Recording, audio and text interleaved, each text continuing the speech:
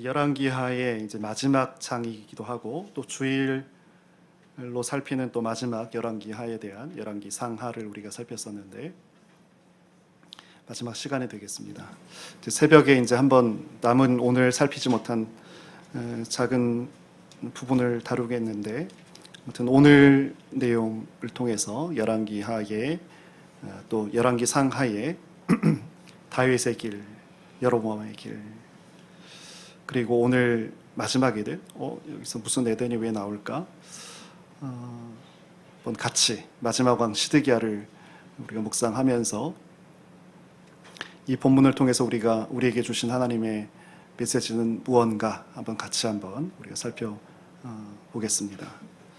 여러분 일본의 스모가 있고 우리나라의 씨름이 있잖아요. 외형적으로 좀 비슷해 보이는 것도 있지만 차이가 있습니다.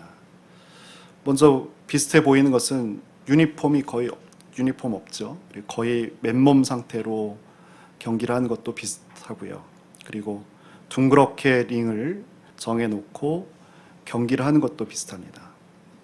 근데 결정적으로 큰 차이가 있는데 그것은 스모는 단판제입니다. 한 판으로 승부를 겨룹니다. 반면에 우리 씨름은 어때요? 3세판입니다. 3세판. 이런 차이를 가지고 한국과 일본의 문화 차이를 이렇게 분석하는 것도 제가 본 것 같습니다. 예를 들면 이런 거죠.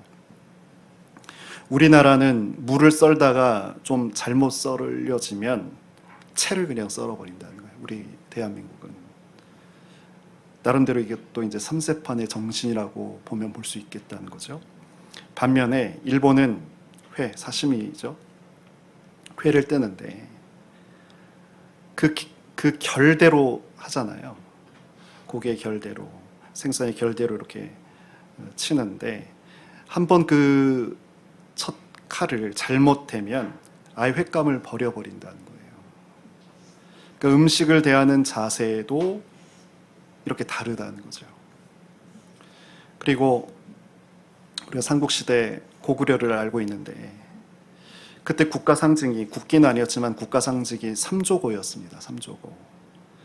까마귀는 까마귀인데 다리가 3개 달려있는, 그래서 삼조고라고 했단 말이에요.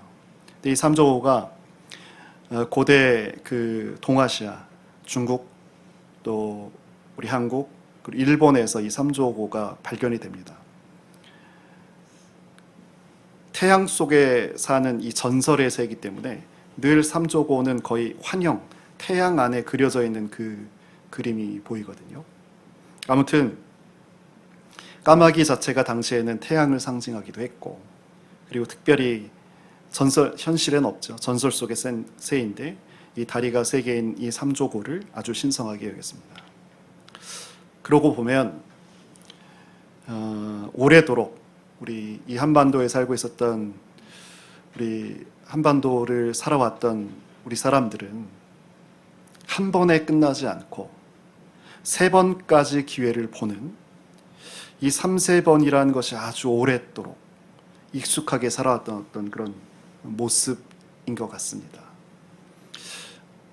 왜 우리의 모습을 이렇게 말씀을 드렸는가 하면 오늘 우리가 읽은 본문을 볼 때 하나님께서 우리 인간을 사랑하신 표현이 이 3세번의 모습을 보여주고 계셨기 때문에 그렇습니다. 오늘 열왕기하 25장에는 이미 앞서서 12쪽 가운데 12지파 가운데 11지파가 다 북이스라엘로 멸망했죠. 아수르에게. 이제 남아있는 남유다 하나인데 그 남유다가 마지막으로 멸망하고 마는 그런 모습이 그려지고 있습니다.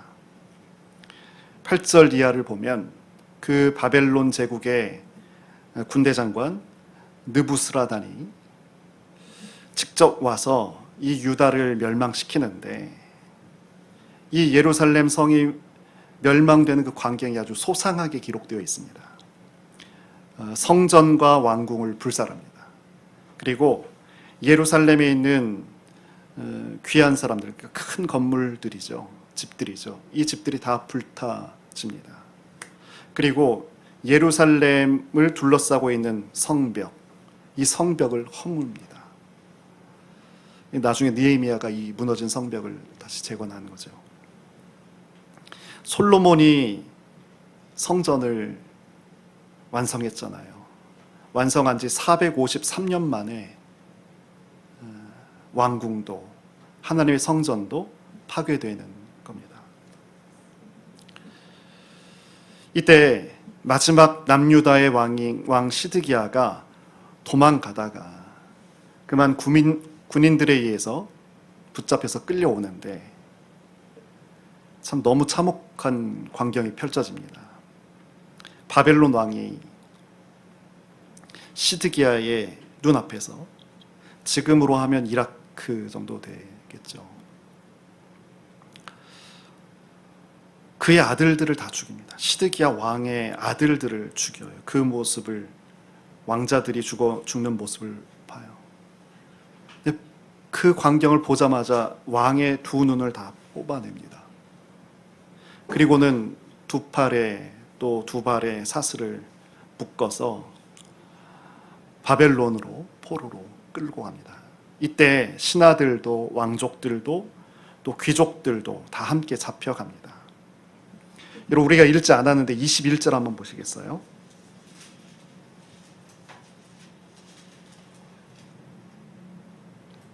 중간에 이와 같이 유다가 사로잡혀 본토에서 떠났더라.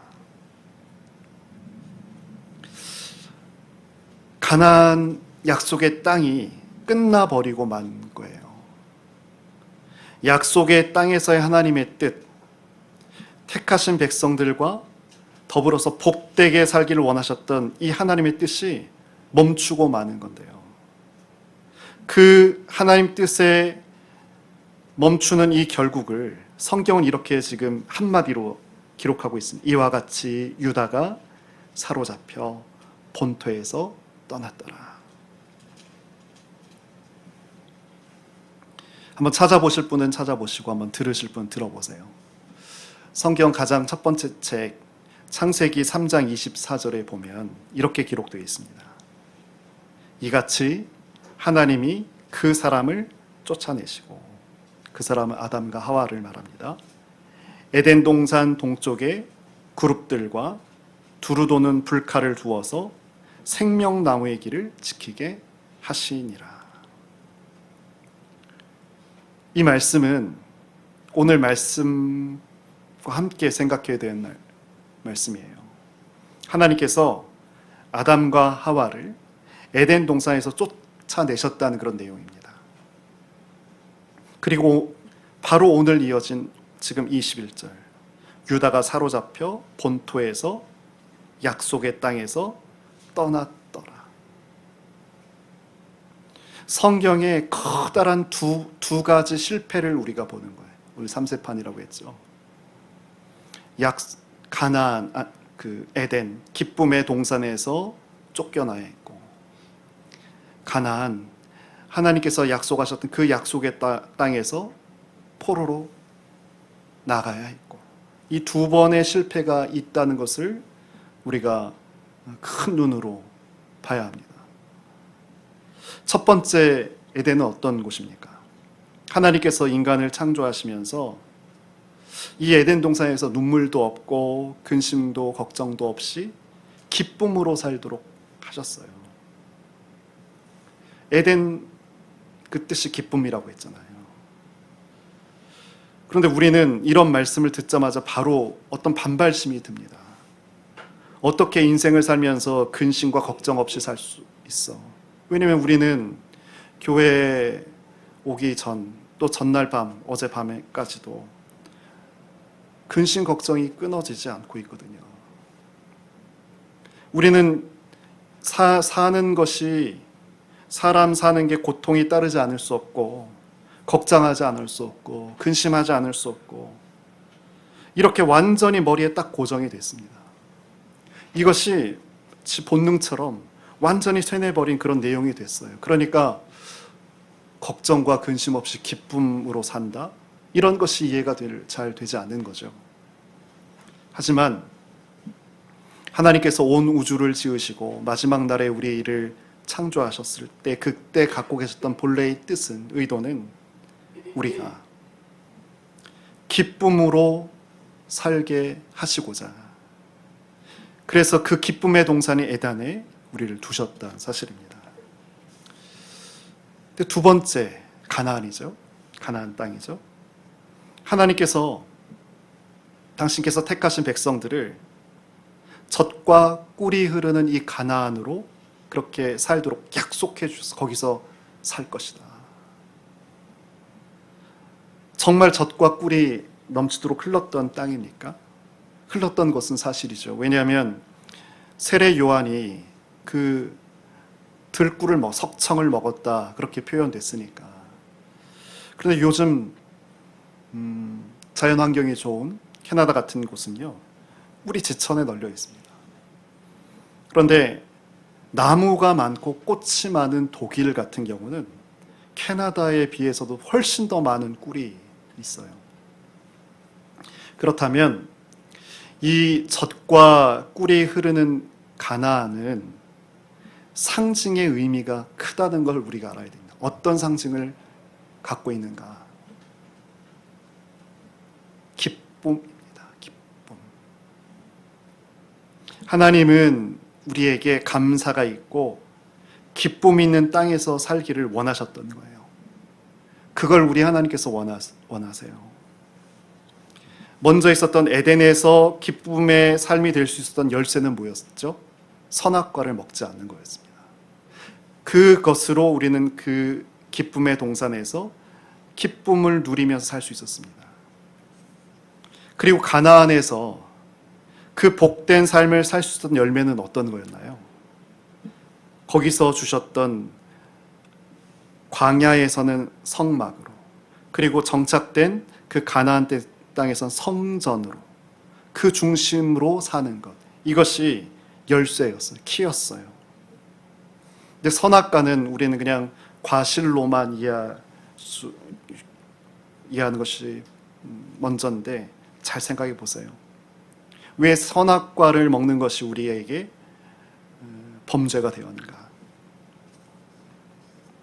하나님의 뜻과 생각이 아담과 하와, 우리 인간에게 받아들여서 살게 하는 것, 그 기준이 되는 것, 그것이 선악과였습니다. 우리의 생각과 판단이 아니라 하나님의 뜻과 판단과 생각이 이루어진 곳이 이 기쁨의 동산이었어요. 그럼 성전은 어떤 거였나요? 성전에 당신의 이름을 두셨다고 했잖아요. 여기서 하나님의 말씀을 주셨고, 그리고 하나님의 생각과 뜻이 임했던 것이 성전이고 성막이었습니다. 그런데 그런 하나님께서 그런 삶을 약속하셨던 땅에서 뭐라고요? 우리 지난주에, 오늘 오후에도 살피겠지만 요시야 왕이 사라졌던 말씀을 발견했잖아요.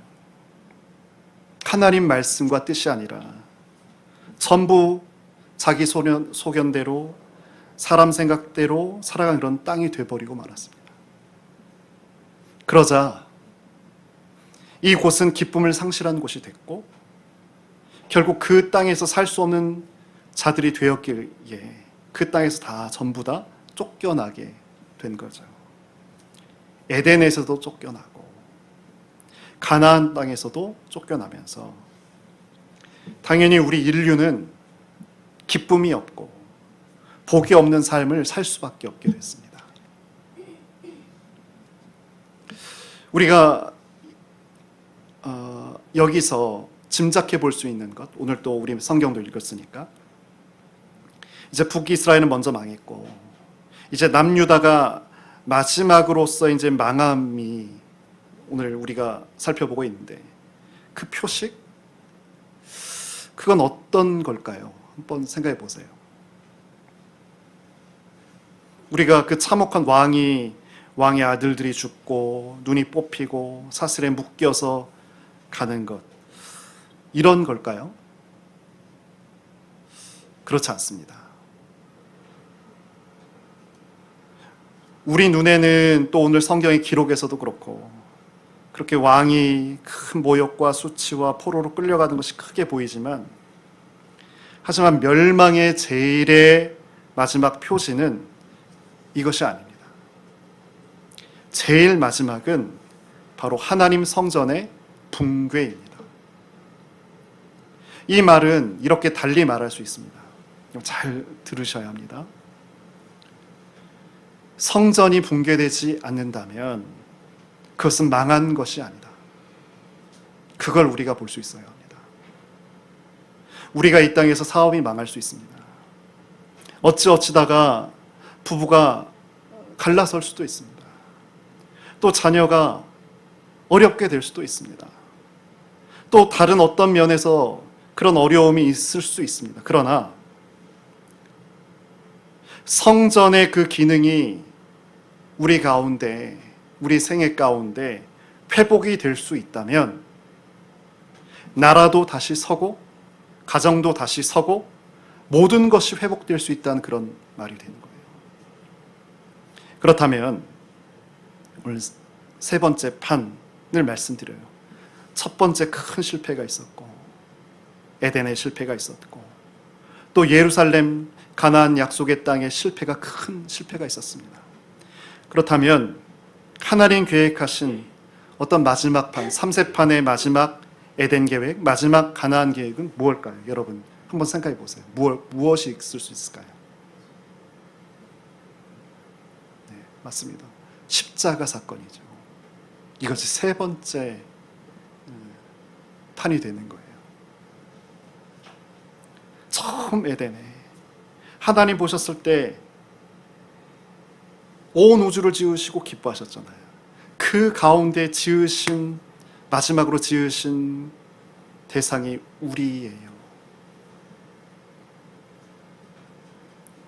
우리가 타락하기 전에 하나님께서 우리에게 부탁하시고 기대하셨던 것이 뭐라고요?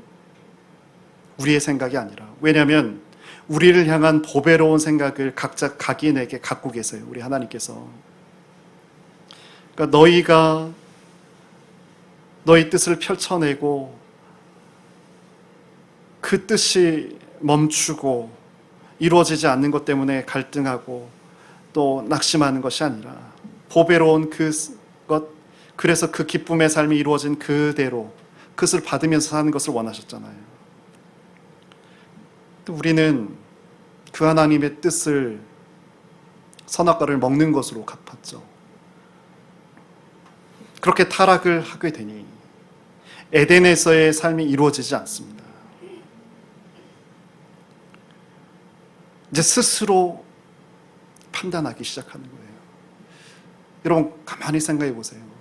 우리가 나이가 먹으면 먹을수록, 어렸을 때도 순진무구한 아이도 자기 중심이잖아요. 밥 줘, 그리고 상관없이 잠자고. 근데 이후에 우리는 좀 달라졌나요? 모든 것의 옳고 그름이, 정말 옳은 것이 있고 그런 것이 있다는 것을 평생 공부를 통해서 배웠지만, 내가 거기에 있고 내가 있지 않고에 따라서 언제든지 바뀌잖아요. 아니 이런 큰 거 말고도 모든 대상과 모든 계획과 모든 만남과 모든 일 속에서도 우리는 늘 판단합니다. 늘 정죄합니다. 늘 평가합니다. 나에 대해서도, 내가 가장 소중하게 생각한 사람에 대해서도, 나의 미래에 대해서도, 하나님에 대해서도, 말씀을 읽으면서 그 말씀에 대해서도. 우린 이것에서 벗어나지 못하면서 기쁨이 없는 삶을 계속 살아가고 있어요.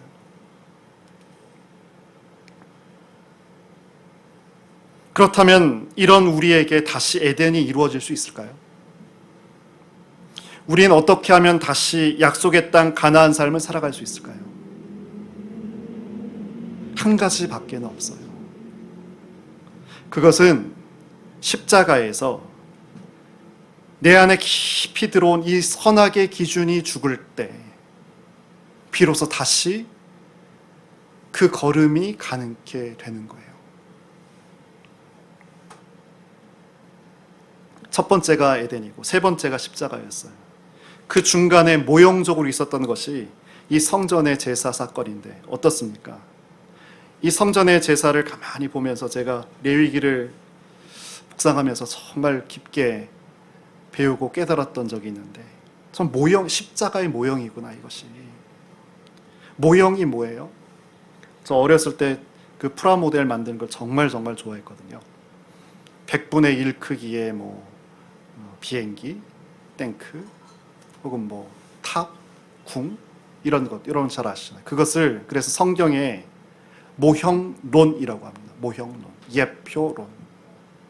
성막 성전에서 드리는 그 예배가 고스란히 십자가의 그 진짜 원형을 모형처럼 보여주고 있다는 거예요. 이런 것을 성경에서 하나씩 찾아서 연결해 가면서 읽어가면 성경을 읽을 때 숨이 멎죠. 하면서 깊이 탄식하면서 하나님께서 이렇게 이끄시고 이 말씀이 정말 완전한 말씀이구나라는 것을 깨달으면서 묵상하게 되죠. 양과 소를 죽이잖아요. 나의 죽음을 대신해서 양과 소를 죽이고 하나 남김없이 다 태워서 버리는 거잖아요. 이렇게 성전을 중심으로 했던 것이 마지막 세 번째 3세판의 마지막 에덴 가나안의 계획이 됐던 거죠. 똑같이 그걸 보면서 왜 우리가 십자가에서 매일 죽음을 했고 바울도 매일처럼 절규했잖아요. 매일 십자가 앞에서 죽고 매일 거기서 새로 태어난다. 이것을 몸부림쳤단 말이죠. 우리가 세 번째 에덴이고 가나안인 이 주님의 십자가에서 선악을 판단하는, 끝없이 판단하는 그런 내가 죽는 것을 통해서 하나님께서 우리에게 예비하신, 기뻐하신 그 길에 주어지고 열려지는 거죠. 그렇다면 한번 생각해 보세요. 이제 나에게서 그런 길을 내가 가고자 할 때 허락된 그 에덴의 장소는 어떻게 나타날까? 궁금하지 않으세요? 어떻게 나타날까? 그것은요, 가나안 땅처럼 한정되거나 에덴 동산처럼 한정된 곳이 아닙니다. 주님의 십자가에서 이 모든 것을 다 죽었다면 이제 그 사람의 모든 삶의 현장이 에덴으로 바뀌기 시작합니다. 삶의 현장 모두가 기쁨의 자리로, 감사와 감격의 자리로 바뀌어 갑니다. 그렇다면 성전은 어디로 될까? 이것까지 한번 얘기해 보죠. 그래서 우리 성경의 신약에 이 말씀 있잖아요. 우리의 신자의 몸이 성전이다는 말씀 있잖아요. 주님의 십자가 사건을 통해서 우리 몸이 어디를 가든지 다 성전이 되는 거예요. 그러니까 하나님께서는 십자가를 통해서 우리를 절대적인 에덴, 절대적인 성전으로 만드시려고 하신 거죠. 그렇다면 그런 우리 성도, 신자의 삶에서 나타난 모습은 어떤 것이 되어야 할까요? 주님의 십자가를 통해서 만들어진 동산, 우리 삶의 현장이 기쁨의 동산이 되어야겠죠. 오늘 여러분 성경을 보셔도 알겠지만 제가 이렇게 느꼈던 것이 있어요. 우린 오늘 2025년 1월 19일을 삽니다. 그렇죠? 이 날은 어떤 누구에게만 제한된 날이 아니라 이 지구에 살고 있는 모든 이들에게 공평하게 주어진 날이에요. 그런데 오늘 제가 어제도 읽었지만 오늘 아침에 다시 열왕기하 25장을 처음부터 이렇게 읽어가는데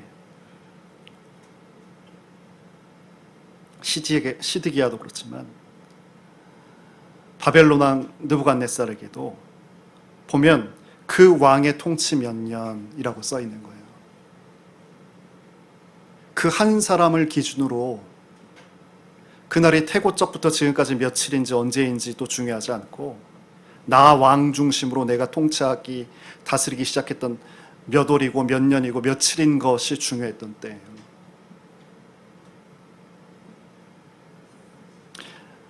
제가 영상을 보다가 외국인인데 우리나라보다는 역사도 오래되지만 경제적으로는 잘 산 나라는 아닙니다. 역사도 깊고 인구도 훨씬 많은 나라의 외국인인데 그 사람이 그런 얘기를 하는 거예요. 가만히 내가 한국 사람들을 관찰해 보니까 괜찮은 물건인데 새 것이 나오면 버리거나 내보낸다는 거예요.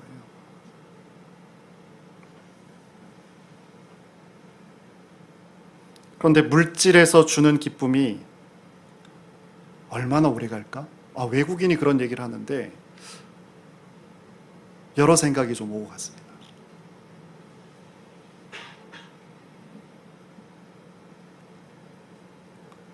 그것이 내면의 공허를 치유해 줄 수 있을까? 외국인이 우리 한국을 바라보면서 그런 얘기를 하는 거예요.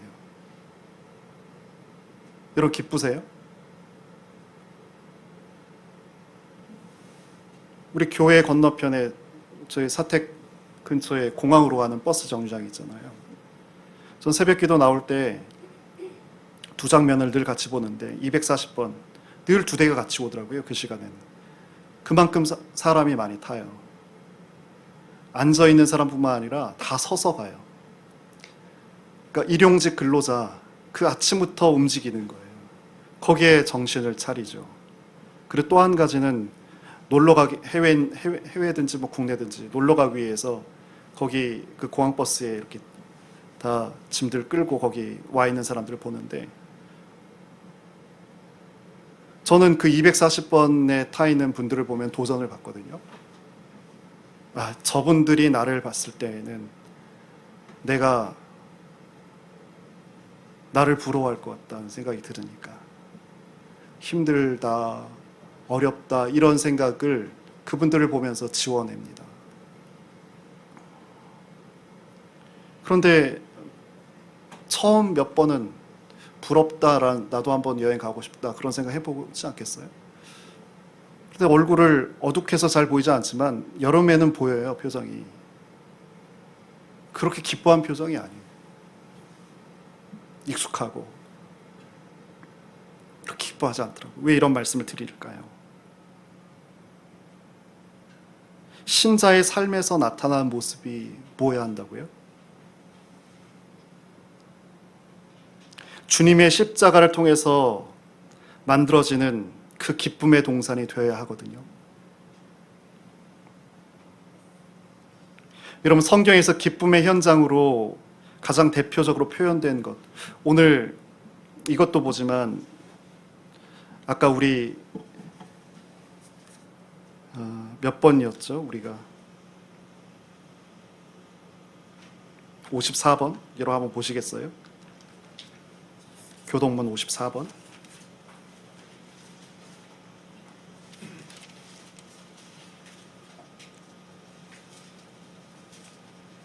우리 기쁨이라는 것을 알아내야 하기 때문에 그럽니다. 이렇게 남유다가 멸망하고 바벨론으로 포로로 끌려갔잖아요.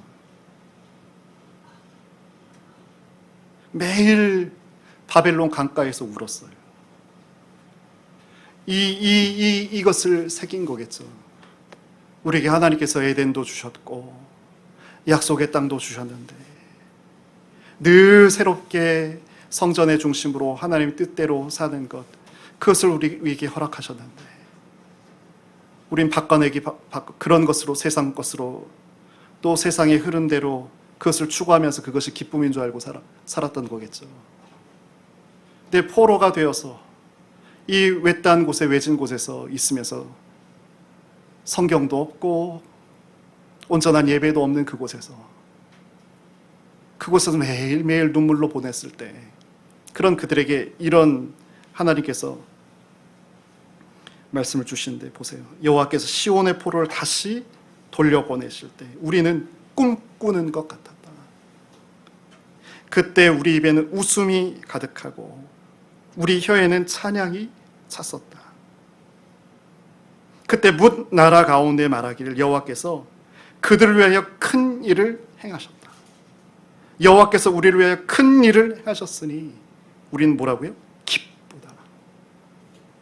이 근원적인 기쁨, 하나님과 연결된 것을 내 비록 포로자 신세고 포로지의 피정복자의 신분으로 살아가고 있지만 하나님과 연결되어 있는 이 근원적인 것을 그런 곳에서 확인됐을 때 나오는 것이 이 기쁨인 거예요.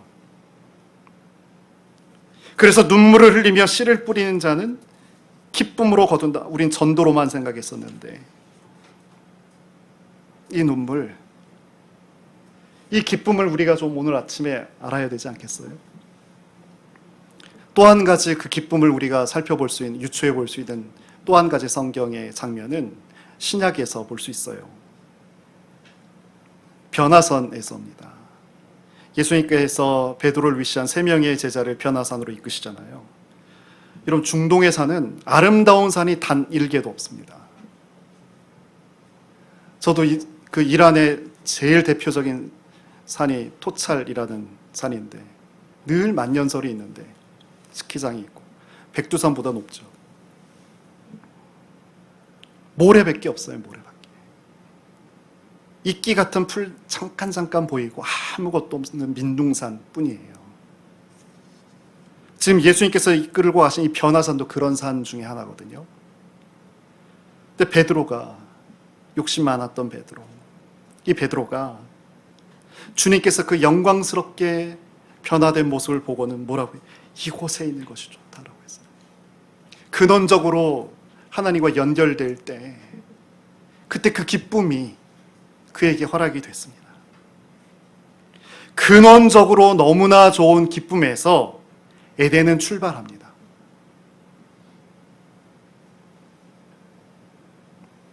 이것을 위해서 무엇이 필요하다고요? 이러한 기쁨이 우리에게 허락되려면 무엇이 전제돼야 된다고요?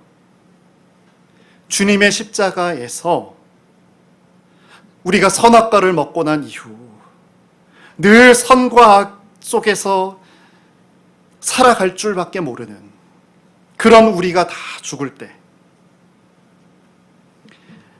하나님께서 아담과 그 에덴에서 늘 동거동락하시고 동행하셨던 것처럼 그 삶이 우리에게 시작이 되고 허락이 되는 거예요. 그리고 계시록의 말씀대로 모든 눈에서 눈물을 다 씻겨주시는 그 내용이 현실로 우리에게 나타나기 시작합니다. 그럼 우리가 그런 동산이 우리 생애 가운데 이루어지는 그 시작 과정을 한번 여러분 생각해 봐야 되겠어요. 그럴 때 우리의 귀가 어디로 향해 있을까요? 우리가 정말 십자가에서 그렇게 맞아, 이런 근원적인 기쁨이 나에게 하나님께서 원래 주신 거라면 내가 이것을 회복해야 해. 맞아. 그러면서 우리가 한 걸음 한 걸음 옮겨갈 때, 그런 과정 가운데 있을 때 우리의 귀는 어디에 향하고 있게 될까요? 맞습니다. 십자가의 복음이 울려 퍼지는 곳에 우리의 귀가 향하게 됩니다. 향해 있어야 합니다.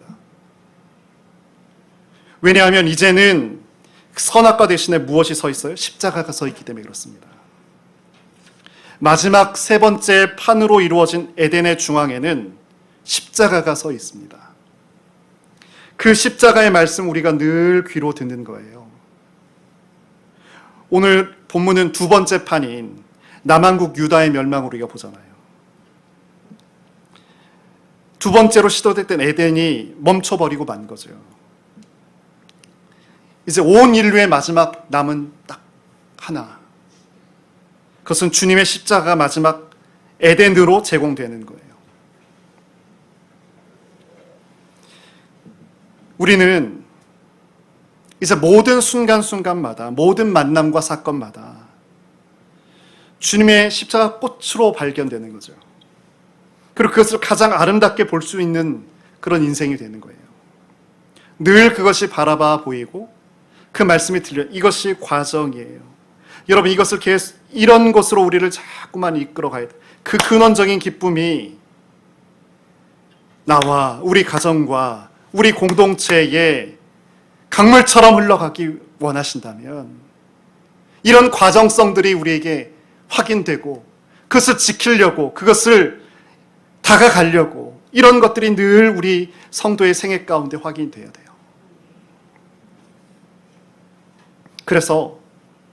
그러면요, 그런 말씀이 들리는 그곳이 어떻게 돼요?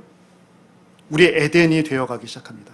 어느 곳이라도 우리가 스마트폰 또 이어폰을 통해서 지하철 한복판에서 그 말씀을 듣는단 말이죠. 그러면 그 현장이 바로 우리의 에덴이 되는 거예요.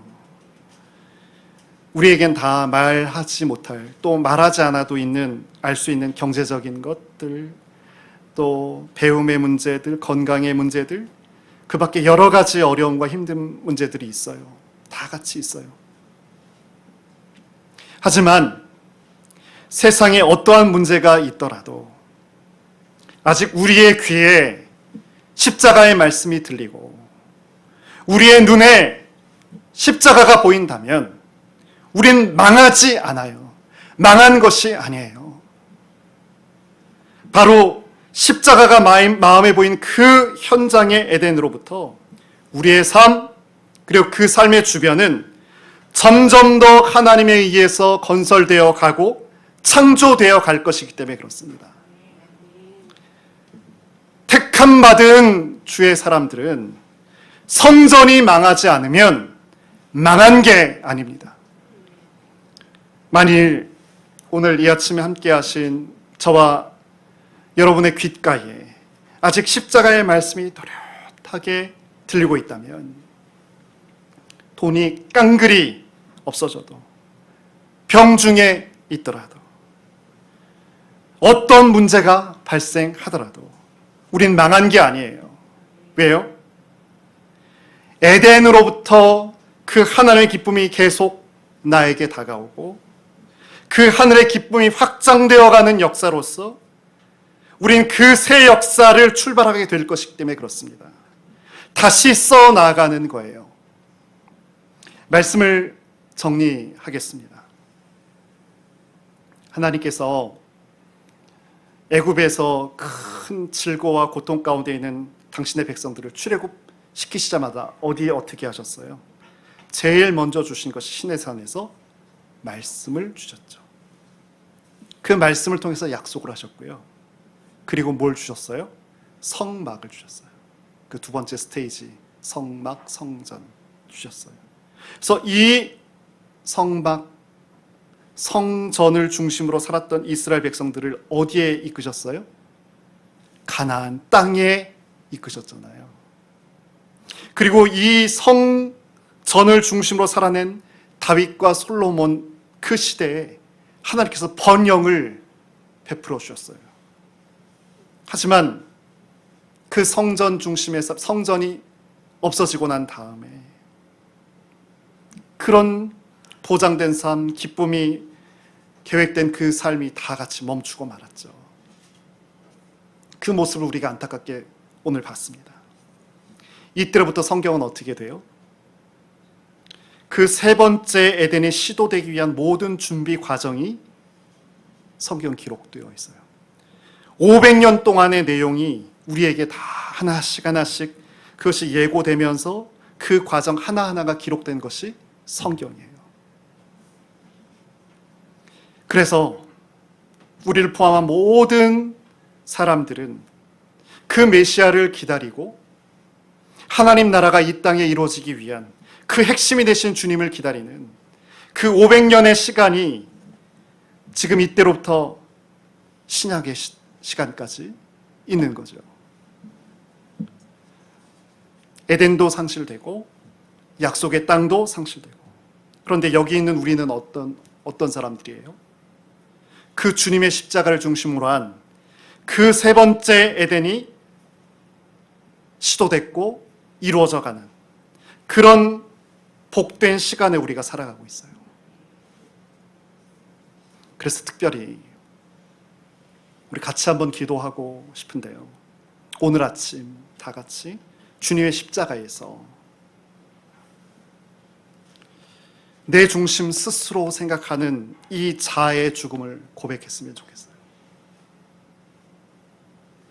그러면서 우리 생에 한 번도 그런 것을 경험해 보지 못했죠. 사방에서 십자가의 꽃이 만발한 그 동산을 이루어진 것을 바라보며,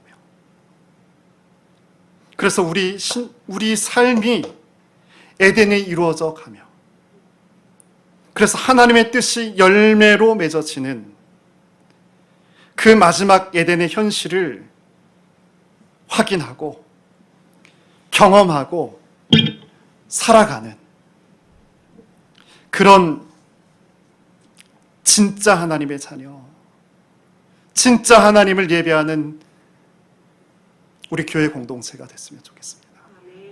잠깐만 오늘 말씀 기억하면서 같이